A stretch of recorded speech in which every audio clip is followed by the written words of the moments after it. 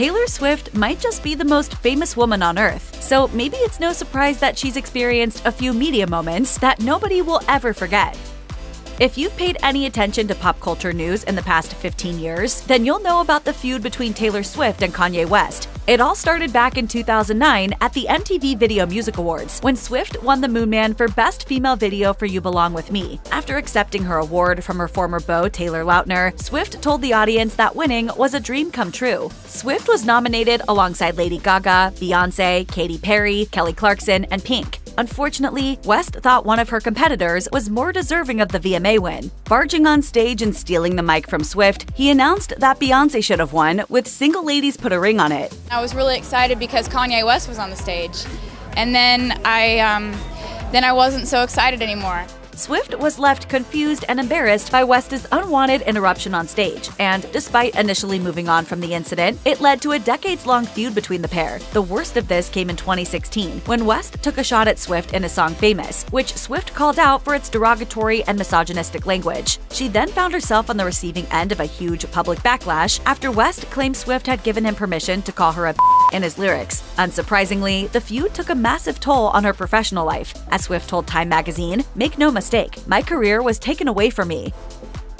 Even if you're not a Taylor Swift fan, you've probably heard the song Shake It Off. Released as part of her 2014 pop album, 1989, this anti-hate tune has been lauded as one of her most empowering songs of all time. It was also Swift's second song to ever make it to #1 on the Billboard Hot 100 charts. However, the music video for Shake It Off did not receive the same reaction. The video features Swift wearing a variety of outfits as she belts out her pop anthem, showcasing different styles of dance. But in one part, Swift dons denim shorts, a leopard print top, and a lot of gold jewelry. Her backup dancers wear the same outfit while twerking. The outfit quickly sparked criticism for cultural appropriation, with fans, media, and musicians all sharing their thoughts on the issue. Rapper Earl Sweatshirt called it out for appropriating cultural stereotypes, while the Daily Beast denounced the performance. They wrote, "While Swift's interpretation of Black culture was doubtlessly meant as a celebratory homage, it comes off as lazy and reductive at best, and racist at worst." Swift didn't respond to the criticism at the time, but director Mark Romanek defended the video in an interview with Vulture, saying, "If you look at it carefully, it's a massively inclusive piece. It's very, very innocently and positively intentioned. And let's remember, it's a satirical piece. It's playing with a whole range of music video tropes and cliches and stereotypes."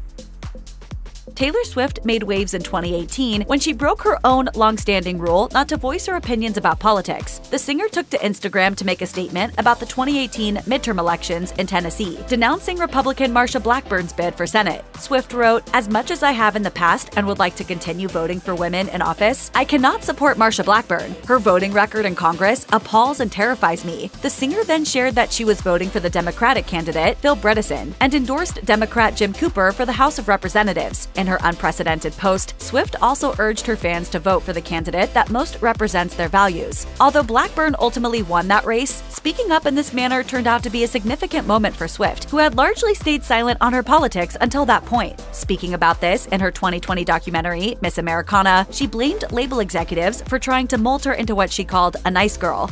"I'm getting to the point where I can't listen to people telling me, no, stay out of it, stay out of it." Taylor Swift once became embroiled in a public lawsuit against a DJ who sexually assaulted her. The incident occurred in 2013 when the former KYGO radio host, David Mueller, attended a backstage meet and greet at Swift's concert alongside his girlfriend. While taking a photo together, the DJ groped Swift by placing his hand underneath her skirt. He lost his job 2 days after the concert as a result, and attempted to sue Swift for slander, but the lawsuit was dismissed. However, Swift filed her own countersuit for assault and battery, which went to court in 2017. Swift won the case and was awarded a symbolic $1 in damages. The lawsuit had dominated headlines since the first suit was filed in 2015, and details of Swift's deposition were made public. She detailed how she felt after the assault, saying, "I remember being frantic, distressed, feeling violated in a way I had never experienced before. A meet and greet is supposed to be a situation where you're thanking people for coming. You're supposed to be welcoming people into your home, which is the arena for that day. And for someone to violate that hospitality in that way, I was completely stunned." After winning the case, Swift vowed to donate money to help other victims of sexual assault. Taylor Swift signed with the Nashville-based music label Big Machine Label Group when she was 15, releasing her first album at 16. Most people find out what they're going to do when they're in college, and that's great, you know? But I guess for me, it just came a little earlier.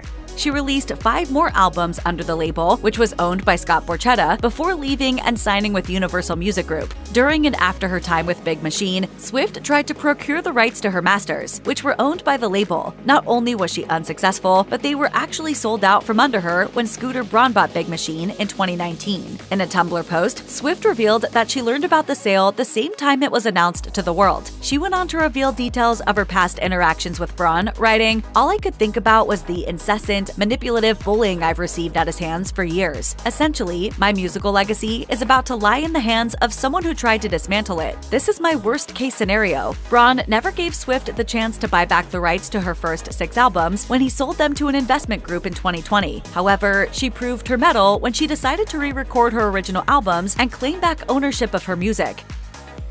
In 2019, Taylor Swift made history as the first ever recipient of Billboard's Woman of the Decade award. After accepting the award at that year's Women in Music Awards, Swift made a monumental speech that came in around 15 minutes long. She discussed much of the media criticism she has experienced during her public life, how she had been treated by Scooter Braun, toxic male privilege, and the impossible standards to which women in music are held. But there was one part of the speech that really stood out. It even made the rounds on TikTok 5 years later. This section addressed the so-called Swift backlash she received in her career and how she often felt like she had to change herself. Swift said, "I would keep accommodating, overcorrecting in an effort to appease my critics. They're saying I'm dating too much in my 20s? Okay, I'll stop. I'll just be single for years. Oh, they're saying my music is changing too much for me to stay in country music? Alright, okay, here's an entire genre shift and a pop album called 1989. This speech and Swift's subsequent global success with the Eras Tour ended up being a great reminder not to bow down to pressure from critics."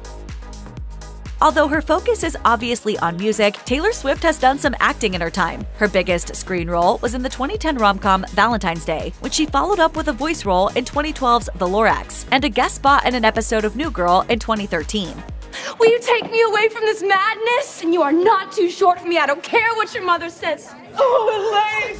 After taking a role in the sci-fi romantic drama The Giver in 2014, Swift took a substantial break from acting, reserving her screen credits for her own music videos. Sadly, when she made her big return to the silver screen in the musical movie Cats, it turned out to be a box office flop. Despite the star-studded cast, the movie did little to live up to Andrew Lloyd Webber's original Broadway musical. It received negative reviews all around and holds a measly critical rating of 19% on Rotten Tomatoes. However, The Guardian observed that Swift was the movie's saving grace, because at least she looked like she was enjoying herself. And that's because she was. She certainly stands by the project. She told Variety, "I had a really great time working on that weird-ass movie. I'm not gonna retroactively decide that it wasn't the best experience. I never would have met Andrew Lloyd Webber or gotten to see how he works. And now he's my buddy. I got to work with the sickest dancers and performers. No complaints."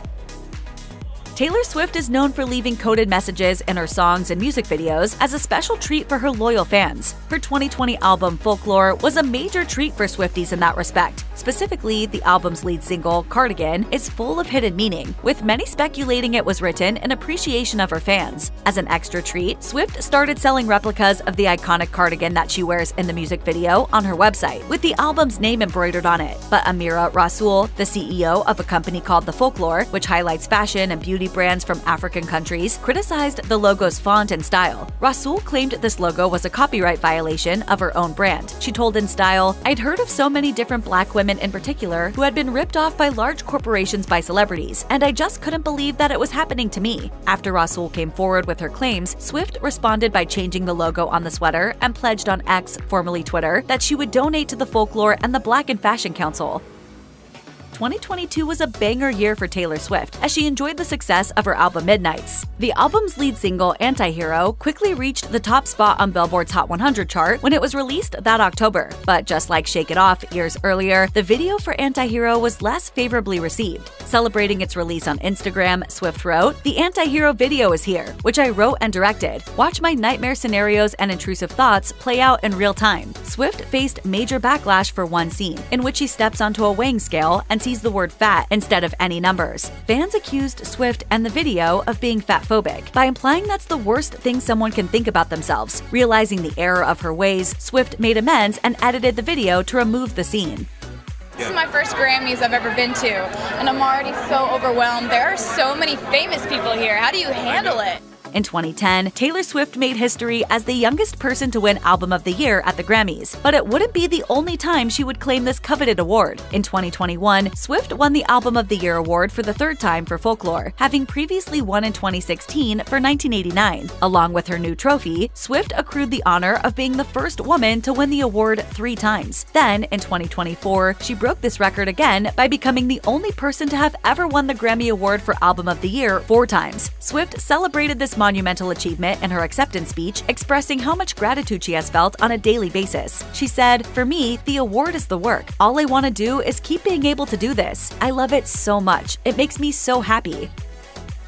If you or anyone you know has been a victim of sexual assault, help is available. Visit the Rape, Abuse, and Incest National Network website or contact RAIN's National Helpline at 1-800-656-HOPE. That's 1-800-656-4673.